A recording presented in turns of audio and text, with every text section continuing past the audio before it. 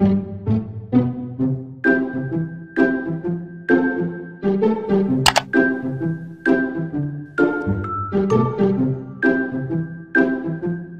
दफा का जिक्र है कि हीनस्ल और ग्रेटल नामी एक भाई और बहन अपने वालिद के साथ जंगल में एक झोंपड़ी में रहते थे।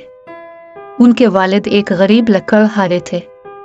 जब दोनों बच्चे बहुत छोटे थे, लकड़हारे की बीवी उनकी वालिदा का इंतकाल हो गया था। उनके वालिद ने सोचा कि जब वो दोबारा शादी कर लेगा तो इसके बच्चे मजीद तन्हा नहीं होंगे। लेकिन नई सौतेली माँ ने हीनस्ल और ग्रेटेल की जिंदगी को बहुत मुश्किल बना दिया। बच्चों को इस वक्त तक खाने की इजाजत नहीं थी जब तक कि सौतेली माँ प्लेटों से वो सब कुछ नहीं ले लेती जो वो चाहती थी। ज्यादातर वक्त सिर्फ रोटी का एक टुकड़ा बचता था और सारा दिन उनके लिए मुश्किल काम थे। हीनस्ल और ग्रेटेल ने अपने वालिद को इसके बारे में बताने की कोशिश की, लेकिन उसने उसकी बात नहीं सुनी। ऐसा लगता था कि वो सिर्फ एक ही की बात सुनेगा जो उसकी बीवी थी। और उनकी सौतेली माँ चाहती थी कि झोंपड़ी में बच्चे रखने में कितनी परेशानी थी, और वो ख्वाहिश करती थी कि वो हमेशा के लिए चले जाएं। हर रोज लड़के और लड़की के खाने के लिए कम से कम खाना होता था, फिर भी सौतेली माँ उन्हें ज्यादा से ज्यादा मेहनत करने पर लगाए रखती। एक दिन ग्रेटल ने अपने वालिद से इल्तिजा की, बरा करम वालिद, दिन भर हम मेहनत करते हैं और भूखे रहते हैं।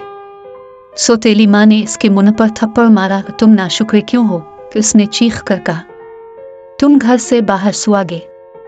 इस रात दोनों बच्चों को झोंपड़ी में सोने की इजाजत नहीं थी। बाहर सर्दी में वो कांप रहे थे और एक दूसरे को गर्म रखने की कोशिश कर रहे थे। सर्दियों की आमद थी और जो कपड़े वो पहनते थे वो इतने पतले थे कि लग रहा था जैसे उनके पास कपड़े ही नहीं है। अगली सुबह जब सूरज तुलू हुआ तो ग्रेटेल अपने छोटे भाई की तरफ मुतवज्जे हुई। हुनसिल, उसने कहा, हम यहाँ नहीं रह सकते।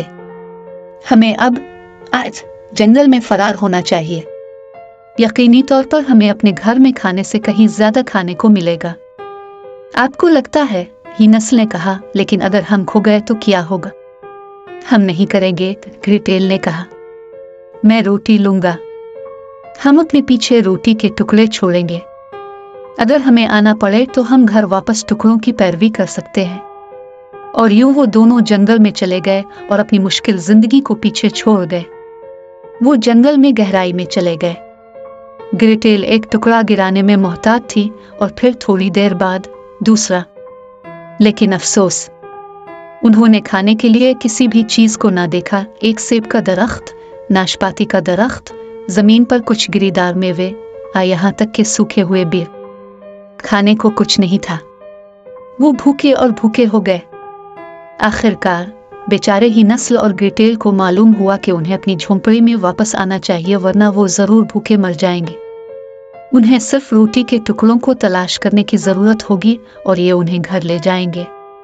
फिर जब इन्होंने रोटी के टुकड़ों की तलाश की तो वहां कुछ नहीं मिला। तमाम रोटी के टुकड़े खत्म हो चुके थे। एक परिंदा हवा में उड़ रहा था और उसकी चोंच में एक बड़ा टुकड़ा था। हीनस्ल और ग्रेटेल गम से निढाल हो गए थे। परिंदों ने हमारे तमाम रोटी के टुकड़े ले लिए होंगे। दौड़ से एक भेड़िया चीखा।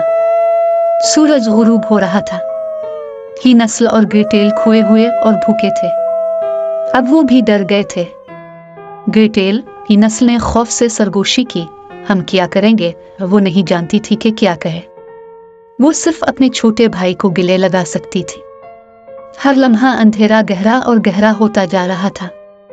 एक बार फिर एक भेड़िया दौड़ से चीखा। अचानक ग्रेटेल ने बहुत दूर एक छोटी सी रोशनी को चमकते देखा। क्या ये जंगल में इतनी गहराई में किसी की झोंपड़ी हो सकती है? हमें मालूम करना होगा, ग्रेटेल ने पुकारा। हो सकता है कि जो वहां रहता हो वो मेहरबान हो और हमें अंदर ले जाए। दोनों बच्चे बड़ी तेजी से रोशनी की तरफ बढ़े। जब वो करीब पहुंचे तो उन्हें अपनी आंखों पर यकीन नहीं आया। अगर आप तसव्वुर कर सकते हैं, ऊपर से नीचे तक झोंपड़ी तमाम कैंडी से बनी थी।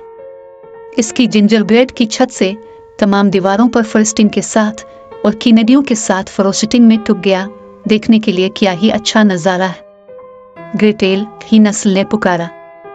इससे पहले कि ग्रेटेल ये कहता, मैं शर्त लगाता हूँ कि अगर हम थोड़ा सा जायका लें तो ये ठीक रहेगा। वो दोनों पहले ही छोटे छोटे टुकड़ों को काट रहे थे और मीठी कैंडी को चाट रहे थे। एक तेज आवाज, कौन मेरे घर को घोर रहा है? हीनस्ल और ग्रेटल ने घूमकर देखा। एक चुड़ैल। ग्रेटेल दंग रह गए। मैडम, अगर आप मेहरबानी फरमाएं तो हम इसमें से कुछ चख लें, हमें बहुत भूख लगी है, उसने कहा जितनी प्यार से वो कह सकती थी। तुम्हें यह हक है मेरे घर, चुड़ैल ने कहा। इसकी आवाज नरम हो गई। अच्छा तो, चुड़ैल ने नरम लहजे में कहा, अंदर आओ, मैं तुम्हारे लिए खाने के लिए कुछ लाती हूँ। हीनस्ल और ग्रेटेल ने खुशी से एक दूसरे की तरफ देखा। वो चुड़ैल की झोंपड़ी में घुस गए। सूप और रोटी का एक उम्दा खाना।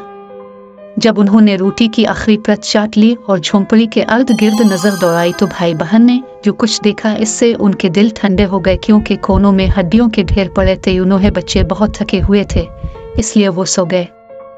अगली सुबह जब वो बेदार हुए तो हीनस्ल ने खुद को पिंजरे में बंद पाया। चुड़ैल ने गरज कर कहा, वही तुम्हारा भाई रहेगा, हर रोज मैं उसे मोटा करूंगी, जल्द ही वो मेरे लिए एक अच्छा डिनर बनेगा। वो हंसी हंसी खुशी से हाथ रगड़ती। तब तक इसने ग्रेटल से तेजी से कहा, तुम मेरे लिए काम करोगी। दर हकीकत हीनस्ल को अच्छी तरह से खाना खिलाया गया था और ग्रेटेल ने सारा दिन चुड़ैल के काम करने में सख्त मेहनत की। हर सुबह चुड़ैल लड़के से कहती, मुझे अपनी उंगली दिखाओ, मैं महसूस करूंगी कि आप कितने मोटे हो रहे हैं, क्योंकि चुड़ैल अच्छी तरह नहीं देख सकती थी। हीनस्ल ने इसके कहने पर उंगली पकड़ ली। चुड़ैल मुस्कुरा दी जब इसने महसूस किया कि वो कितना मोटा हो रहा है। ग्रेटल, हीनस्ल ने खौफ से सरगोशी की, हमें क्या करना है? जल्द ही मैं काफी मोटा हो जाऊंगा और चुड़ैल मुझे खा जाना जाएगी। उसकी बहन की ख्वाहिश थी कि इसके पास कोई मंसूबा हो, लेकिन वो कुछ सोच नहीं सकती थी। एक रात जब चुड़ैल सो रही थी, ग्रेटेल को एक ख्याल आया। उसने फर्श पर पड़े ढेरों में से एक हड्डी उठाई और अपने भाई को जगाया। हुंसिल, उसने कहा, अगली बार जब चुड़ैल आपकी उंगली देखने को कहे तो उसके बजाय इस हड्डी को पकड़वा देना। अगली सुबह उसने ऐसा ही किया। होविम, चुड़ैल ने हड्डी को छूते हुए कहा कि ये लड़के की उंगली है, इसमें मेरे ख्याल से ज्यादा वक्त लगेगा। कम से कम मेरे पास ज्यादा वक्त है, ग्रेटेल ने सोचा, लेकिन फिर भी वो वहां से निकलने का कोई रास्ता नहीं सोच सकती थी। हर सुबह जब चुड़ैल कहती थी, मुझे अपनी उंगली दिखाओ, हीनस्ल ने पुतली हड्डी को बाहर रखा। एक दिन चुड़ैल ने चीख कर कहा, मैं किसी और दिन का इंतजार नहीं करूंगी। वो लड़का आज रात मेरा डिनर होगा, चाहे वो कितना ही पतला क्यों ना हो। चुड़ैल ने ग्रेटेल को हुक्म दिया कि एक ही वक्त में तंदूर में आग लगा दे, उसे बहुत गर्म होना चाहिए।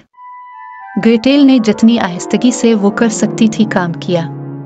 चुड़ैल इसकी तरफ इतनी मक्कार मुस्कुराहट के साथ देख रही थी। अजीज बन्नू, चुड़ैल ने धीमे गुस्से से कहा, ओवन के अंदर जाओ। नहीं, मुझे बताएं कि क्या ये काफी गर्म है।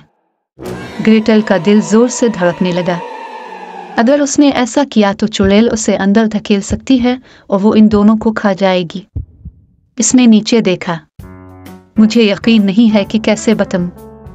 ओवन के अंदर जाओ ना। बकवास, डाई ने कहा, कुछ भी आसान नहीं हो सकता है, बस अंदर जाओ। ग्रेटेल ने आहिस्ता से कहा, बरा करम पहले मुझे दिखाएं। बेवकूफ लड़की, डाइन बोली। बड़बड़ाती और बड़बड़ाती हुई इसने तंदूर में कदम रखा। जिस वक्त डाइन ओवन के अंदर थी, इसने तेजी से ओवन का दरवाजा बंद कर दिया। ग्रेटल, हीनस्ल ने चीख कर कहा, तुमने हमें बचाया। बहन ने तेजी से सोचने की कोशिश की, आपके पिंजरे की वो चाबी कहाँ है? उसने देखा और ढूंढा। आखिरकार उसे एक गुलदान के नीचे मिल गए। उसने फौरन अपने भाई को पिंजरे से आजाद कर दिया। फिर वो चाबी इस गुलदान में वापस रख दी। इसने चाबी के नीचे कुछ महसूस किया था, क्योंकि गुलदान के अंदर कीमती जेवरात थे। उन्होंने अपनी जेबें जेवरात से भरी हुई थी। वो जितनी जल्दी हो सके बाहर की तरफ भागे।